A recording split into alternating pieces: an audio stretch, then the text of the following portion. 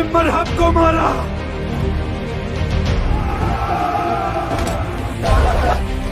सुना है दुश्मन फिर से हमारे खिलाफ साजिश कर रहे हैं। खैबर अरब का एक बहुत मजबूत और अहम इलाका था जो मदीना से तकरीबन 150 किलोमीटर के फासले पर मौजूद था। ये जमीन ज्यादातर यहूदी कबाइल का मरकज समझी जाती थी, जहां उनकी आबादी, तिजारत और मामूलात जिंदगी मजबूत बुनियादों पर कायम थी। खैबर अपनी बेपनाह दौलत, बुलंद और महफूज किले और जंगजू पहलवान और तजर्बाकार फौजी कुव्वत की वजह से पूरे अरब में मशहूर था।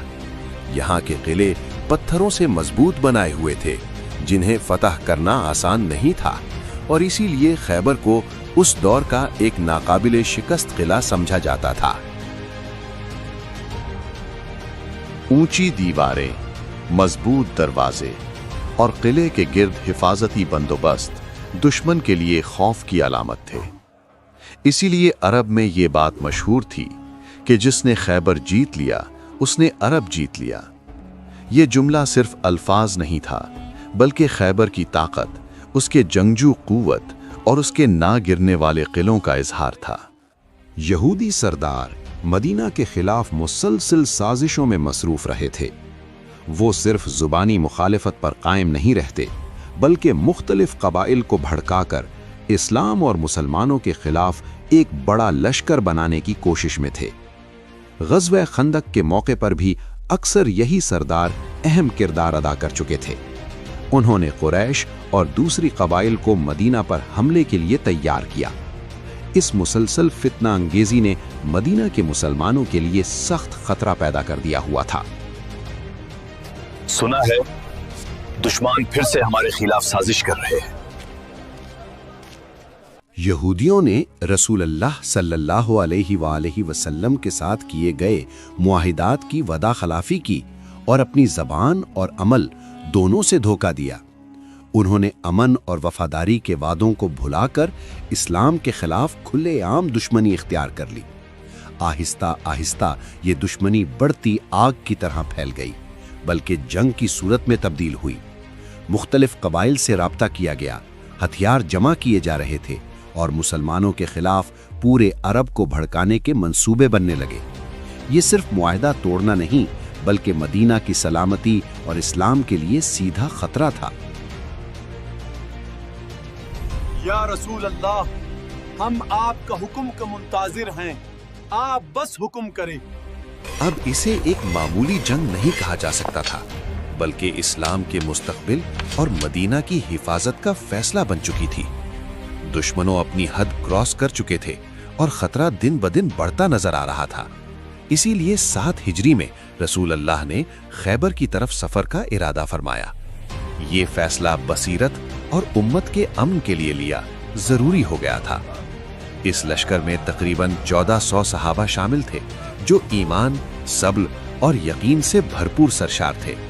उनके पास ज्यादा मिकदार में असलहा नहीं था, मगर अल्लाह पर कामिल भरोसा उनकी हिम्मत थी, और यही वो कुव्वत थी जो हर मजबूत किला को हिला देने के लिए काफी थी।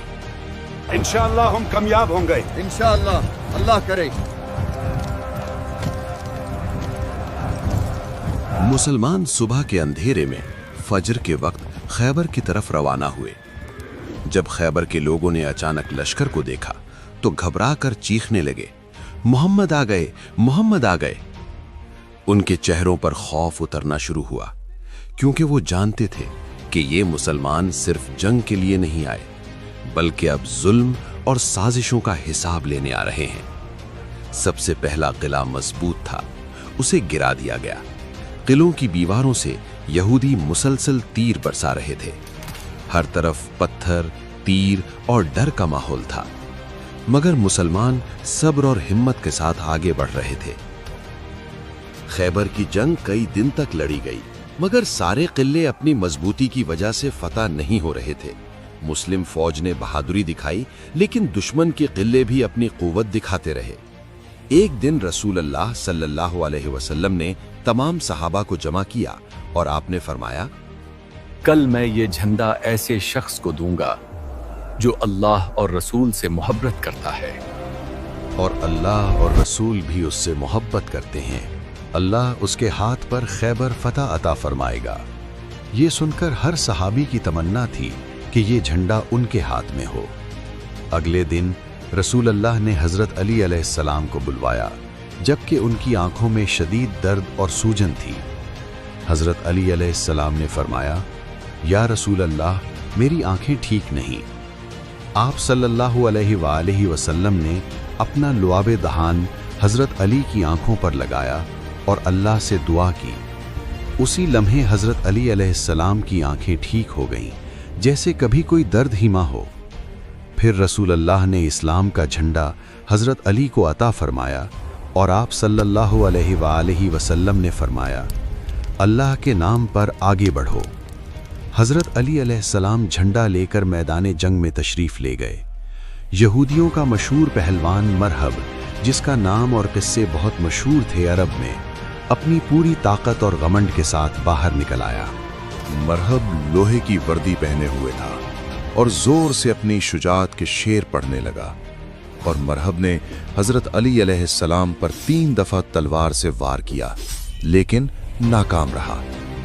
آخر حضرت علی علیہ السلام نے اپنی تلوار نیام سے نکالی اور ایک زبردست وار کیا، جو مرہب کے لوہے کی وردی سمیت سر کو چیر گیا اور 2 ٹکڑے ہو گئے، اور مرہب کے گرتے ہی خیبر کے قلعہ لرز گیا۔ یہودی دیکھ کر کانپنے لگے، گویا وہ ملک الموت کو دیکھ رہے ہوں، کیونکہ وہ سمجھتے تھے کہ مرہب کو قتل کرنے والا عرب کی سرزمین پر کوئی پیدا ہوا ہی نہیں۔ یہ کون ہے جس نے مرہب کو مارا؟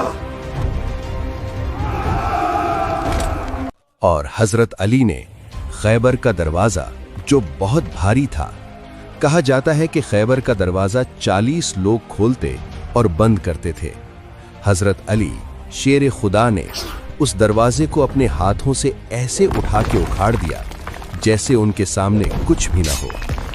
یہیں سے فتح خیبر کا راستہ کھل گیا، اسی لیے حضرت علی علیہ السلام کو فاتح خیبر کہا جاتا ہے۔ اللہ تعالیٰ کی مدد سے ایک کے بعد ایک قلعے گرنے لگ پڑے۔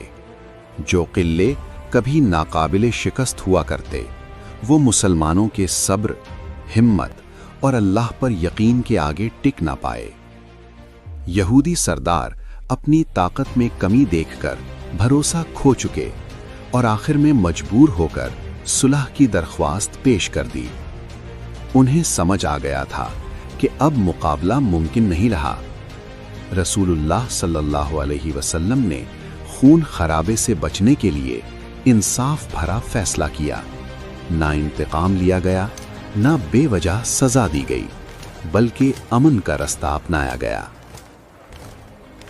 رسول اللہ نے یہودیوں کو خیبر میں رہنے کی اجازت دے دی، لیکن یہ شرط رکھی آپ نے کہ وہ فصل کا مقرر کیا گیا حصہ مسلمانوں کو دیں گے۔ اس طرح بنا مزید خون خرابے ہونے سے بچا لیا گیا، اور خیبر کی زمین سے اسلام کو بہت فائدہ پہنچا، اور اسلام معاشی طور پر بھی بہت مضبوط ہوا، اور رسول اللہ صلی اللہ علیہ وآلہ وسلم نے اسی دوران حضرت صفیہ سے نکاح بھی کر لیا۔ خیبر فتح ہونے کے بعد عرب پر یہ بات واضح ہو گئی کہ اسلام اب کمزور نہیں رہا، یہ ایک بڑی ریاست بن رہا ہے، جس کی بنیاد صرف تلوار پر نہیں بلکہ ایمان اور اللہ کی مدد پر منحصر تھی۔ اس فتح کے بعد عرب کے دشمن قبیلے کھلے عام اسلام کے خلاف کھڑے نہ ہو سکیں۔ جو لوگ پہلے سازشیں کرنے میں ماہر تھے، اب سوچ سمجھ کر قدم بڑھاتے، کیونکہ اب انہیں یقین ہو گیا کہ اللہ تعالیٰ کی مدد مسلمانوں کے ساتھ ہمیشہ رہے گی۔ اللہ تعالیٰ نے اس عظیم فتح کا ذکر قرآن مجید میں بھی فرمایا ہے، تاکہ یہ فتح لوگ ہمیشہ یاد رکھیں۔ خیبر کے بعد مدینہ عرب میں ایک طاقتور ریاست بن چکا۔ رسول اللہ صلی اللہ علیہ وسلم نے خیبر میں لوگوں سے انصاف کر کے دکھایا کہ طاقت ملنے کے بعد بھی انصاف کیا جا سکتا ہے۔ فتح خیبر صرف ایک جنگ نہیں بلکہ اسلام کی اخلاق اور عدل کی زندہ مثال بن گئی ہے۔ اگر آپ کو یہ ویڈیو اچھی لگی تو لائک اور شیئر کریں تاکہ یہ سبق اوروں تک بھی پہنچے۔ اگر آپ چاہتے ہیں میں ایسے اور قرآنی واقعات سنیمیٹک سٹائل میں لاؤں تو چینل کو سبسکرائب کریں۔ دعا: یا اللہ ہمیں انصاف کی قوت عطا فرما، ہمارے دل سیدھے رکھ اور ہمیں اپنے حوالے رکھ، آمین۔